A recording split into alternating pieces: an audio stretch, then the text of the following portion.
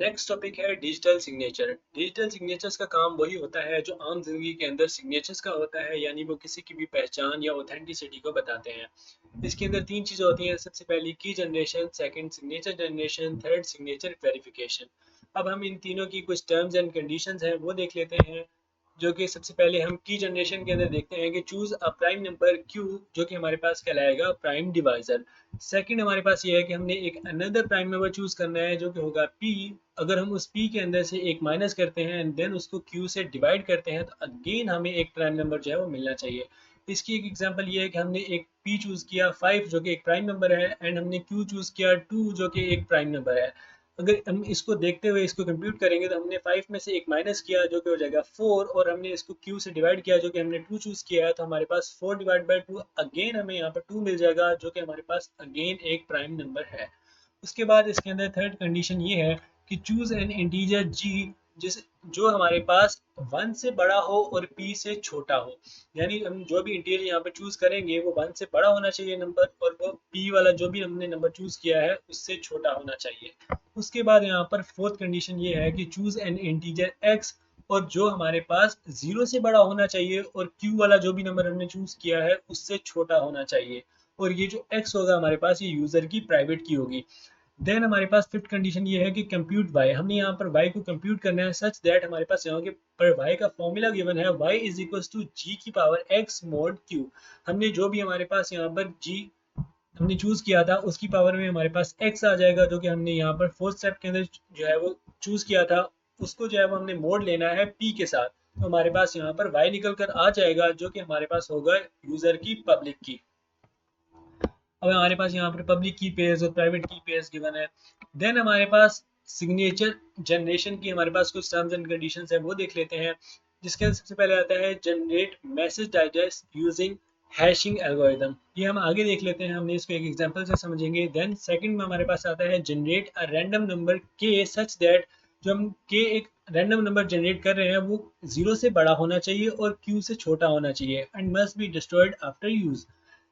Third के अंदर हमने जो है वो आर को कंप्यूट करना है, जिसको कंप्यूट करने का फॉर्मूला यहाँ पर गिवन है। हमने जो जी चूज किया था उसकी पावर में आ जाएगा के, जो कि हमने यहाँ से जनरेट किया है। देन हमने उसका मोड लेना है पी के साथ। ठीक है, तो हमारे पास ये जो भी नंबर बनेगा हमने उसका मोड लिया पी के साथ, जो भी यहाँ पर वैल्यू बनेगी उसका अगेन हमने मोड लेना है क्यू के साथ। ठीक है, तो देन हमारे पास जो भी नंबर हमें रिसीव होगा दो बार मोड लेने के बाद, पहले हमने पी के साथ मोड लिया, देन हमने उस सारी वैल्यू का जो है हमने क्यू के साथ मोड लिया, हमें जो भी नंबर रिसीव हुआ वो हमारे पास होगा आर। अगर आर जीरो निकल कर आता है तो हमने यहाँ पर सिलेक्ट डिफरेंट के, यानी स्टेप 2 के अंदर हमने जो भी के चूज किया था हम फिर उसको चेंज करेंगे और देन हम उसको यहाँ पर जी की पावर में पुट करेंगे। देन अगेन हम उसकी सारी कैलकुलेशन करने के बाद हम आर को कंप्यूट करेंगे, यानी आर जो है वो कुछ भी हो जीरो नहीं होना चाहिए। देन कंडीशन 4 के अंदर हमारे पास आता है हमने आई को कंप्यूट करना है such that I is multiplicative inverse of के, यानी हमारे पास जो आई है वो मल्टीप्लिकेटिव इनवर्स होना चाहिए। ठीक है, अब हमारे पास ये जो के है, यानी जो हमने यहाँ पर ऊपर एक रैंडम नंबर चूज किया था, हमने उसको एक ऐसे नंबर के साथ मल्टीप्लाई करना है कि जब हम उसका मोड लें क्यू के साथ तो रिमाइंडर जो है वो 1 आना चाहिए। ठीक है, तो ये कंडीशन है, इसको भी हम आगे एग्जाम्पल में देख लेंगे। Then compute S such that S is equals to, हमारे पास यहाँ पर आई, यानी हमारे पास एस जो है वो आई जो है हमारे पास H plus R multiply by X mod Q हमारे पास होना चाहिए। यानी हम पहले आई को मल्टीप्लाई करेंगे इन चीज़ों के साथ, पहले ये चीज़ें कैलकुलेट करेंगे, देन उसको आई के साथ मल्टीप्लाई करेंगे, देन हमारे पास जो है वो एस निकल कर आ जाएगा। तो ये चीज़ हम आगे एक एग्जांपल के साथ देखेंगे। If S is equal to zero then again हमने वही काम करना है कि हमने के जो है वो डिफरेंट सेलेक्ट करना है। उसके बाद हमारे पास सिग्नेचर वेरिफिकेशन की जो टर्म्स एंड कंडीशन है वो है ये है कि generate message digest using hashing algorithm, ये भी हम आगे देखते हैं। देन थर्ड ये है compute W such that W is multiplicative inverse of S, यानी हमने जो है वो एस को एक ऐसे नंबर के साथ मल्टीप्लाई करना है जब उसका मोड लें क्यू के साथ तो रिमाइंडर 1 आना चाहिए। ठीक है, हमारे पास यहाँ पर ये जो हमने एस चूज किया था पहले ऊपर कहीं ना कहीं, ये वाला यहाँ पर जो हमारे पास फिफ्थ कंडीशन के अंदर आया था, उसके बाद हमने उसी एस को किसी ऐसे नंबर के साथ मल्टीप्लाई करना है। देन हमने उस नंबर जो भी आंसर इसका जो है यहाँ पर फॉर एग्जांपल हमने 5 के साथ मल्टीप्लाई किया इसको, देन हमने जो भी वैल्यू होगी उसका मोड लेना है क्यू के साथ तो रिमाइंडर 1 आना चाहिए। तो हम इस तरीके से इसको जो है वो कंप्यूट करेंगे W को, देन हमने कंप्यूट करना है V को। अब V को कंप्यूट करने का यहाँ पर एक प्रॉपर फॉर्मूला है, V is equal to G की power U I dot Y की power U two mod P. Then हमने इस सारी वैल्यू का जो भी आंसर आएगा उसको हमने अगेन से क्यू के साथ मोड लेना है। अब यहाँ पर जो u1 और u2 है ये हमारे पास क्या है, u1 is equal to h multiply by w। इन दोनों का जो भी आंसर आएगा उसको हमने मोड लेना है क्यू के साथ, तो वो हमारे पास कहलाएगा u1। देन u2 का हमारे पास क्या होगा, r मल्टीप्लाई बाय q हमने करना है, जो भी आंसर आएगा उसको हमने मोड लेना है q के साथ, तो हमारे पास वो होगा u2। देन हमने जो है वो इन u1 u2 को g की पावर में रखना है, y की पावर में रखना है, देन मोड लेना है p के साथ, देन सारी वैल्यू का जो है हमने मोड लेना है q के साथ। तो हमारे पास जो भी आंसर आएगा वो होगा हमारे पास v। अब इसके अंदर कंडीशन ये है कि जो भी v आएगा वो बराबर होना चाहिए r के साथ। r हमने ऊपर कहीं ना कहीं कंप्यूट किया था, तो जो r आया था उसके बराबर होना चाहिए, यानी यहाँ पर ये जो r निकल कर आया था, ये जो v लास्ट में निकल कर आएगा ये उस r के बराबर होना चाहिए। अब हम इसको एक एग्जांपल से देख लेते हैं। इस एग्जाम्पल के अंदर हमने P खुद से चूज किया है 47, Q हमने खुद से चूज किया है 23, G हमने खुद से चूज किया है 2, X हमने खुद से चूज किया है 10। की जनरेशन की टर्म्स एंड कंडीशन के अंदर हमने देखा था कि हमने P, Q, G और X हमने खुद से चूज करना था। अगर आप चाहें तो ऊपर जाके टर्म्स एंड कंडीशन के अंदर देख सकते हैं कि यहाँ पर हमने Q भी खुद से चूज करना था, P भी खुद से चूज करना था, G भी खुद से चूज करना था, X भी खुद से चूज करना था। हमने जस्ट इसके अंदर जो है वो Y को कंप्यूट करना था जिसका फॉर्मूला हमें गिवन था। तो हमने यहाँ पर P जो है वो चूज किया है 47, Q हमने चूज किया है 23 और G हमने चूज किया है 2 एंड X हमने चूज किया है 10। अब हमने यहाँ पर y को कंप्यूट करना है, y का हमें फॉर्मूला गिवन था, g की पावर में x आ जाएगा, देन मोड p हमने उसका लेना है। g हमारे पास हमने चूज किया है 2, उसकी पावर में x हमारे पास हमने 10 चूज किया है, तो हमारे पास 10 आ जाएगा। देन हमने इसका लेना है मोड 47।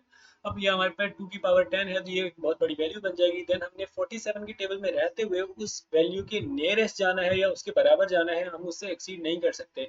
तो उसकी वैल्यू के नियरेस्ट जाकर जो भी रिमाइंडर बचेगा वो हमारे पास आ जाएगा। यहाँ पर 37 आया तो हमारे पास y निकल कर आया 37।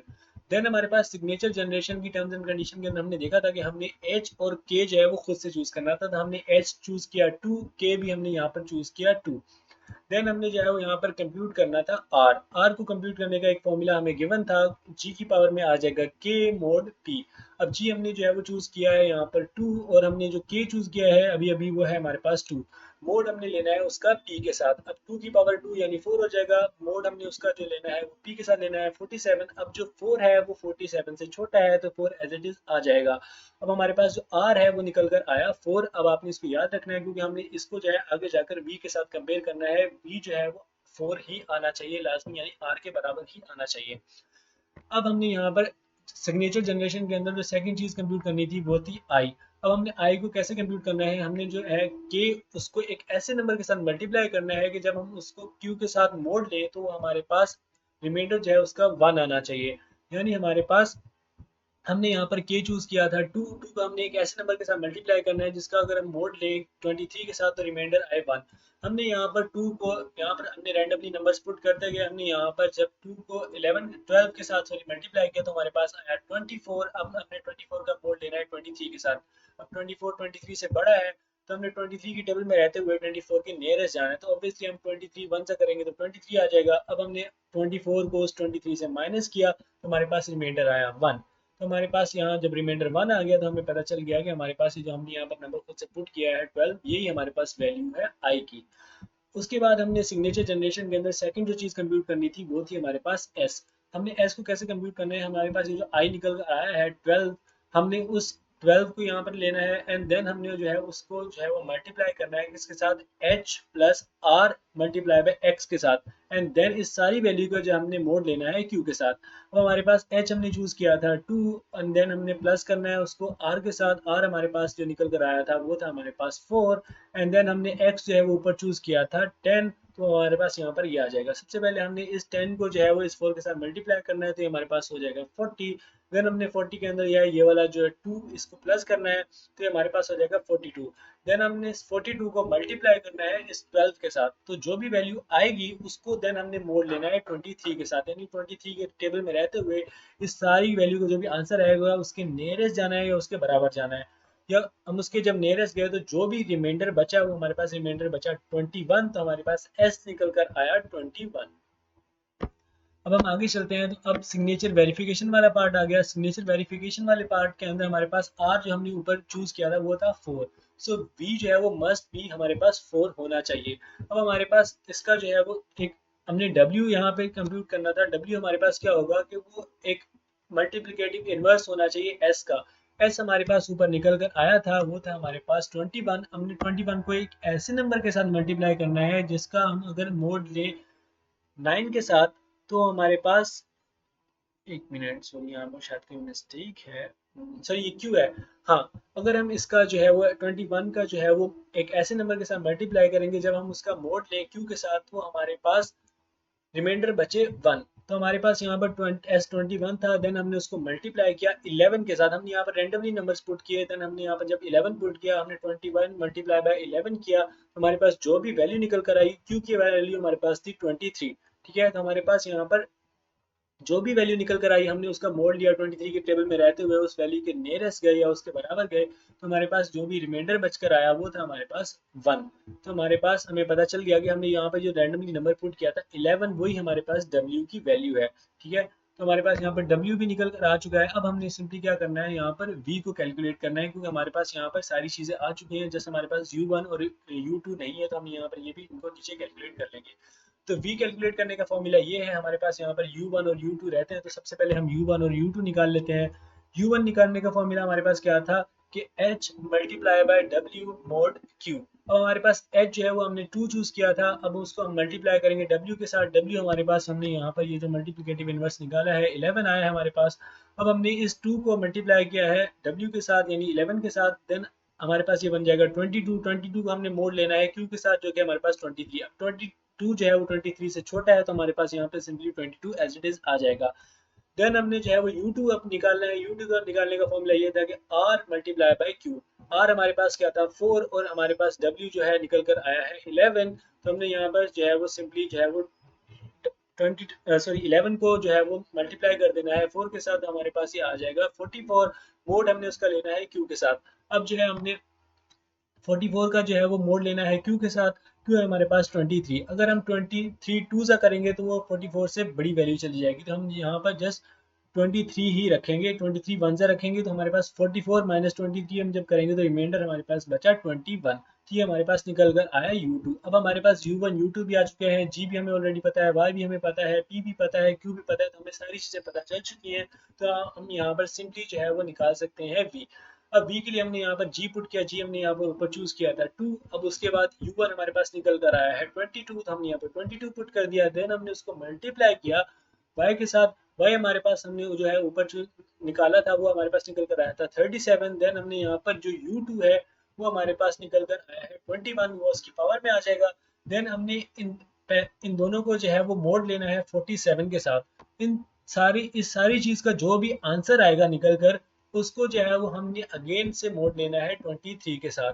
अब ये वैल्यू जो है वो बहुत बड़ी एक्सपोनेंशियल में चली जाएगी, तो हम यहाँ पर अगर इसको एआई को देते हैं और वो इसका हमें कैलकुलेट करके देता है, तो उसने हमें यहाँ पर आंसर निकाल के दिया कि जो v की वैल्यू निकल कर आ रही है वो 4 है, एज बी एक्सपेक्टेड। क्योंकि मैंने क्या बताया था कि जो v की वैल्यू है वो r के बराबर ही आनी चाहिए, और r हमने जब ऊपर कैलकुलेट किया था तो r की वैल्यू भी निकल कर 4 ही आई थी। वैसे इसको कैलकुलेट करने का, ये जो चीज़ यहाँ पर सारी निकल कर आई है, इसको कैलकुलेट करने का एक तरीका ये है कि हम जो है सबसे पहले इस चीज़ को जो है वो इस चीज़ को जो है वो कैलकुलेट करें, देन उसका मोड लें 47 के साथ, देन इसको जो है वो कैलकुलेट करें, इसका मोड लें 47 के साथ, देन जो है उन सबको मिलाकर जो है वो मोड ले लें, फिर देन 23 के साथ। यहाँ पर ये नीचे मैंने कैलकुलेशन की हुई है।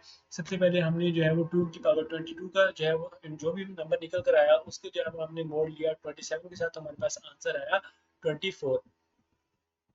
एंड देन हमने यहाँ पर जो 37 की पावर 21 था, अब 21 हम जब कर रहे थे तो ये एक्सपोनेंट्स में जा रही थी वैल्यू, तो इसलिए हमने यहाँ पर इस 21 की पावर को यहाँ पर हमने ब्रेक कर दिया। हमने यहाँ पर 37 की पावर 16 की मोड 47 किया। देन हमने यहाँ पर इसी के एक और चंक हम जो ब्रेक किया है 37 की पावर 4 मोड 47 किया हमने। देन हमने अगेन से यहाँ पर इसको मल्टीप्लाई कर देना है 37 मोड 47 के साथ। ठीक है, ये तरीका थोड़ा सा कॉम्प्लेक्स है, लेकिन हमारे पास यहाँ पे 37 21 अगर हम डायरेक्ट करेंगे तो एक्सपोनेंट्स में वैल्यू चली जाएगी, इसलिए हम यहाँ पे इस पावर को ब्रेक कर रहे हैं और उन सबको जो है वो मोड ले रहे हैं 47 के साथ। हम यानी ये वाला जो है जस्ट पार्ट है इसको सॉल्व कर रहे हैं, ये वाला और ये मोड 47 हमने यहाँ ऊपर सॉल्व कर लिया था।